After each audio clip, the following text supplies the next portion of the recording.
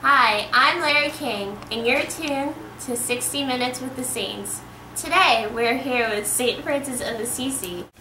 So, Francis, tell me about your childhood. Well, I was born in Assisi to Pietro and Pica di Brigianere, and I was originally named Giovanni, but they changed my name to Francis because of my love of all things French.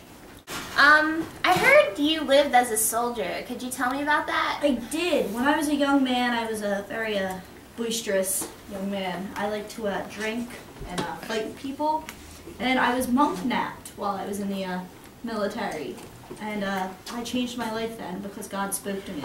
Oh, so God inspired you to change your life. He did. Okay, so I heard about this Franciscan order of monks. Did you found that? Yeah, I actually did. After I became a monk and changed my life, I founded my own order. And we're slightly different from other monks, but I have a bunch of followers. That's great. That's great. Oh, okay. I heard you have a love for animals. Could you tell me about this? I do have a love for animals. As you can see by all my friends here today, I brought with me to show you. I believe that animals are creatures of God too, and that we should treat them with respect. And I am often known for taming wild beasts that would otherwise kill people. Nice. Could you tell me a little bit about the wounds, the punctures on your hands and feet? Yes, sure. These are the stigmata.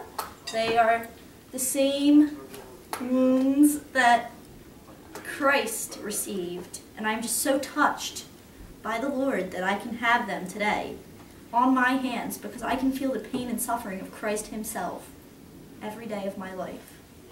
Wow, that's powerful stuff. All right, thank you, St. Francis of Assisi, and thank you for bringing all of your friends with us today. I hope you have a safe trip home, and may God be with you. And now we're with St. Claire, and let's ask her a little bit more about her life.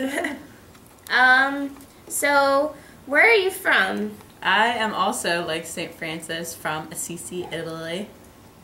Oh, and can you tell me a little bit about your childhood? Yeah, well, my parents were like Count and Countess of a town in Italy, and we were very rich, and we had a castle in Assisi, which I lived in until I was 18. Oh, so how did you leave to get to this life? Well, one day I was at church and I heard St. Francis of Assisi preaching, and I was just so inspired that I decided I had to run away and follow him. So that's what I did. Wow, yeah. Great. Could you tell me about 1212 and when you started the Order of Poor Clares?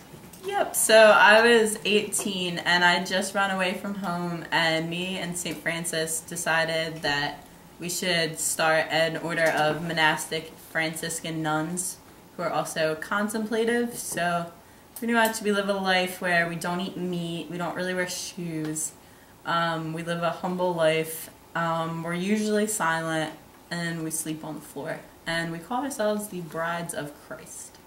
Wow, that sounds pretty... Yep.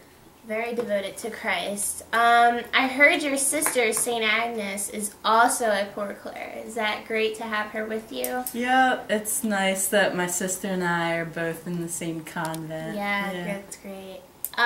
So, do you still continue your friendship with St. Francis? Yeah, we're still good friends, you know. Okay, that's great, that's great. It was so nice to have you here today, St. Claire. Thank you for having me. Yeah, so... we'll be back with 60 Minutes with the Saints with St. Dominic. We're back with St. Dominic. Could you tell me about your given name, not your saint name? My given name is Domingo de Guzman. Oh, Spanish, I see. Yes, España. Great.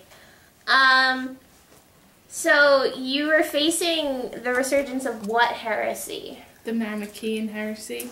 Do you want me to explain that? Yes, please. They saw that spirit was good and matter was evil. Oh, okay. I see that the group that believed in this was the Albigensians. Yes. And what were the most adamant of these groups? Like, what were the most toughest to convert? They would be known as the perfects. They were crazy. Yeah. They practiced mortification. Oh, They so would starvation. Starve and commit suicide. It was Oh, was shame. that very difficult? It was really a shame. Who asked you to preach to these people who are practicing this heresy? Pope Innocent II. He was desperate and he needed my help, so we joined up and I helped him preach. I heard you had some success. That was through God, right? Yeah, there was some success. What order of monks did you found? The Dominican order. Oh, so synonymous with Great your group name. of men. Yes. Great group, very dedicated. And you're the patron saint of... Astronomers. Okay. I like the stars. Yeah. And when is your feast day? So, my feast day is August 8th. Okay. Celebrate it. Yes, we will. Thank you. We'll put a It's very mark important to on me. the calendar. It means a lot. All right. It was very nice to meet you, Dominic. Yeah. Thanks for having me. No worries. And I watch the next, show all the time. and next, we're gonna be up with Saint Thomas Aquinas, the great philosopher. And we're back with Saint Thomas Aquinas. So happy to have you here today. Thanks for having me. Could you tell me a little bit where you were born, your family, your childhood, and your education? Yes, I was born in 1225 in Italy, and I was raised in a lower class noble family in Italy. And I started my education when I was very young. I was only 5 years old, and I started learning at the monastery of Monte Cassino. Oh, great.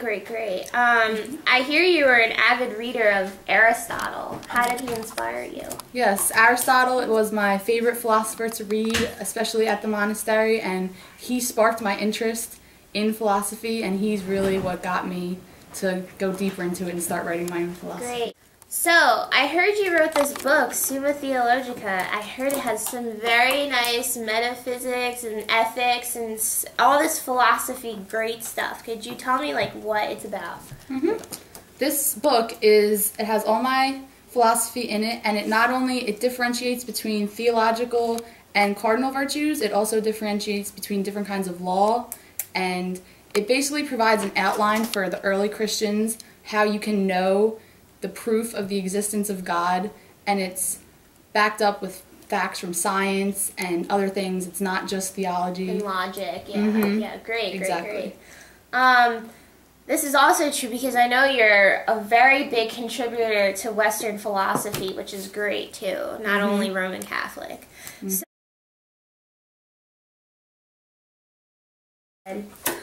So, could you tell me a little bit about where you were born? No. Wait, no.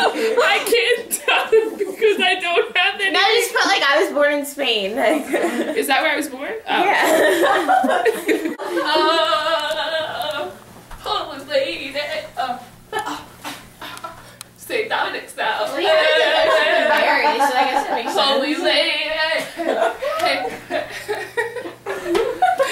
St. Dominic's now.